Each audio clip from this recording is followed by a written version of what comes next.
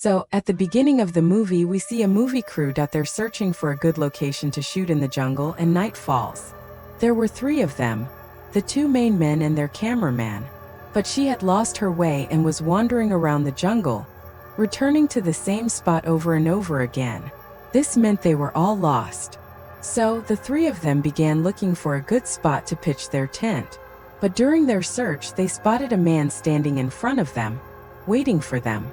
When he turned his face, they were shocked to see he was wearing a strange mask. They were terrified and quickly fled. Obviously, anyone standing in the middle of the jungle with such a mask would be in a state of panic. Well, the masked man wasn't alone. He had 2 other companions, one of whom was a girl.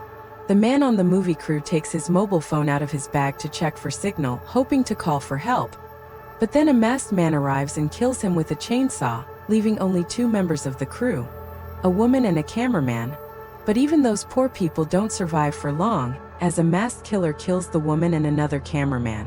They too suffer a horrific death, all recorded on the cameraman's camera. The scene shifts and we see another movie crew. This one also consists of only 3 members. A girl named Hope, her partner, and a cameraman. A producer had asked them to find a suitable cabin for their short film, but they couldn't find one anywhere. But Hawk suggested that they might find one in the woods. Then they all hopped into a car and headed off into the woods. Then they stop at a gas station to fill up the car. The cameraman, who was filling up the car and recording everything, explains that the producer had instructed him to record everything. "That's why I'm doing this," he said. "The producer has said that the camera should never be turned off." Then they all go into the forest. They spot a cabin in the middle of the forest. Hope's companion, named Bun, is terrified. He insists they should leave. But Hope ignores him and starts going inside when she hears a girl screaming from inside. So they all go inside to investigate. They see that a TV is on, and the screaming is actually coming from that TV. They start checking the entire cabin. Then they find the cabin's owner. He gets angry at them, but they tell him everything. They heard the screaming coming from the cabin. That's why they came inside. Here, Hope tells the cabin owner, "We'd like to rent this cabin for 2 days." The cabin owner, considering the circumstances, asks for $2,000 for 2 days, which is too much. He's actually taking advantage of their helplessness. Since they still have to make the movie, Hope offers him $750 a day. The owner initially refuses but later agrees, believing it's a good amount for him. Hope gives her the money, and the owner is about to leave, but he pauses, forbidding them from going any deeper into the forest, as there's a group of people living inside who might not like them. He explains that many members of that group used to live there, but then the government came and drove them away. Some of them left, while others remained hidden in the forest. After sharing these details, Honor leaves. Hope and Ben are overjoyed, having found this cabin with great difficulty, which would be perfect for their short film. Hope shares this news with the producer, who says he'll be coming to see it soon. Celebrating the cabin's success, Hope, Ben, and cameraman Hope share drinks, then head out into the woods to find a suitable location. They notice that the entire forest is perfect for their film. While Hope is checking around, she sees someone walking through the bushes, but she doesn't pay much attention. The 3 of them then go inside the cabin and look at the locations where they shot in the woods. They begin checking the camera and see the same masked man in the video shown at the beginning. This alarms Hope. She asks Bun to close all the cabin's windows and doors. Shortly after, the producer arrives. They explain everything to the producer and show him the footage. However, he insists it must be just some kid playing a prank. The producer tells them to stay put. Hope doesn't want to stay there. The producer says they'll spend the night elsewhere, but they'll have to wait a little while because a colleague is coming to check the cabin. She tells Bun, who was sitting near the window, to pack his things. As Hope looks out the window, she sees the same masked man, and luckily everything was recorded on camera. She immediately informs the producer of everything. He's just about to check the camera when someone knocks on the door. When the producer goes out to check, there's no one there. The producer thinks it's just a kid's prank, so he goes back inside. Her explains to Bun that they're overthinking things. Don't worry so much. And says they should start shooting their short film. Just as he's talking, there's another knock on the door. This time, when the producer goes out to check, there are the same 3 masked killers. The producer approaches them and threatens them to leave, but they don't even move. Then suddenly one of the men hits the producer on the head with a hammer, causing him to bleed profusely and die a painful death. The cameraman quickly comes back inside with his camera. All 3 are utterly shocked by what has happened to the producer. Well, now it's clear why there was no signal, because the masked killers had a device that blocks signals. The trouble was getting worse as the lights went out. The masked killers were standing outside, waiting for Hope, Ben, and the cameraman. Hope said, "We need weapons to defend ourselves." So they went into the kitchen and took a knife each. They also found flashlights there, which they also took. The 3 of them entered another room, and a masked man was standing outside. Just then, the lights came back on, and Hope found a box downstairs containing several CDs. One of them had a girl's name written on it. Hope put it in the DVD player and played it. Inside there was footage of the same girl.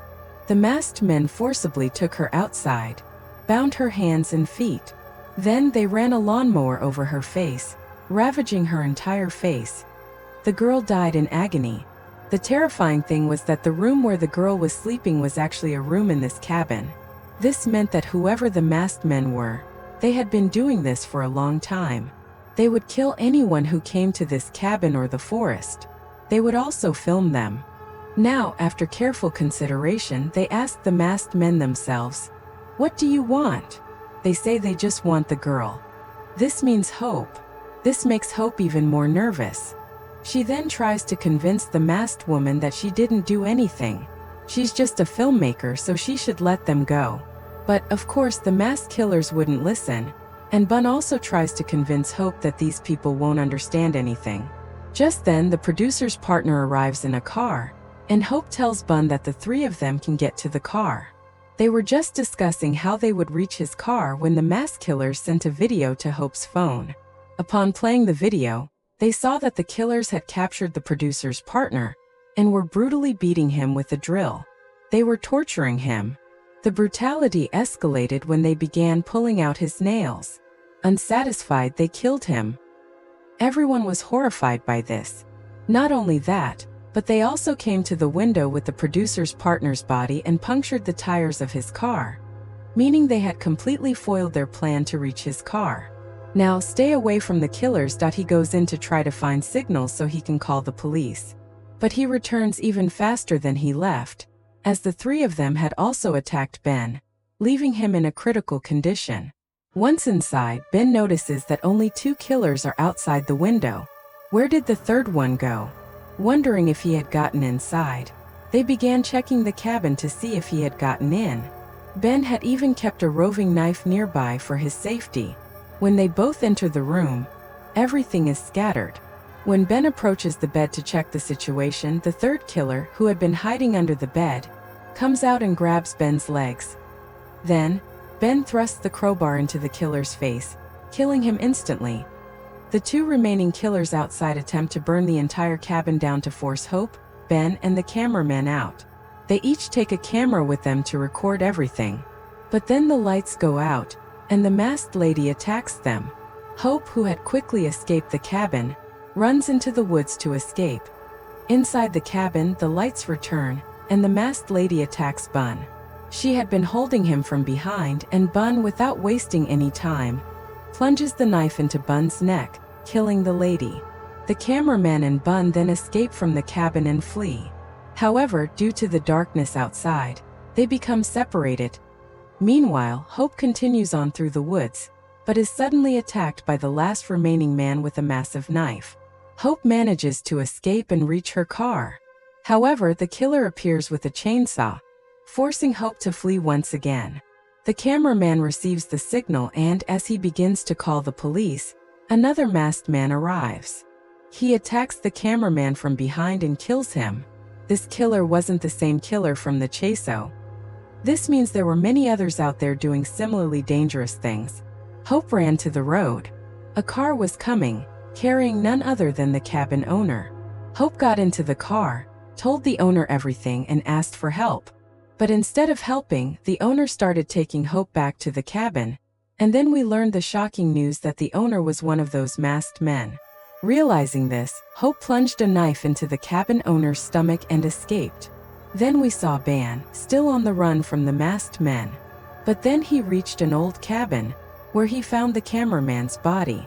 When Pan went inside to check, the killer suddenly appeared in front of him, armed with a chainsaw. He also attacks Pan with a chainsaw, killing him. Meanwhile, Ho records a message saying, "This could be my last message. I want to tell anyone who finds this video to hunt down and kill these masked men with the help of the police." She then begins to look for a way out. Meanwhile, a man with a mask was recording Hope, and Hope discovers this. So she sets a trap for the killer. She sets a trap to catch him. As soon as he falls into the trap, Hope quickly smashes the last killer's head with a rock. She kills him with her relentless attacks. Hope is about to flee, but the man with the chainsaw arrives and cuts Hope's stomach with a chopstick. Hope continues to run, still pursuing the killer.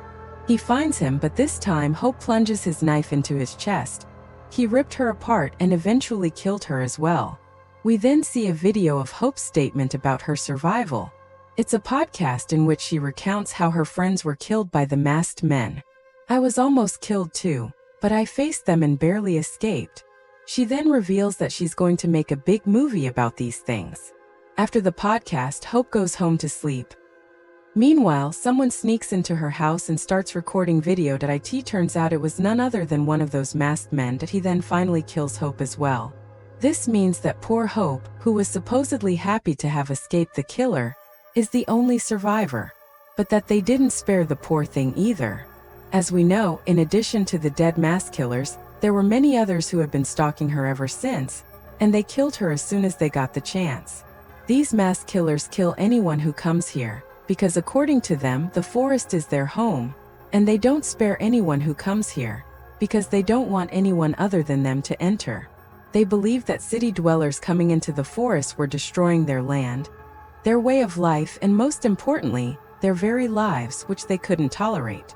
Now, according to them, they were protecting their home, the forest, but in a very dangerous way, because killing anyone without reason is absolutely wrong. Therefore, we would call them crazy psycho killers. They even make movies about them to prove that we do this to anyone who tries to tease us. And with this horrific ending, the film ends here.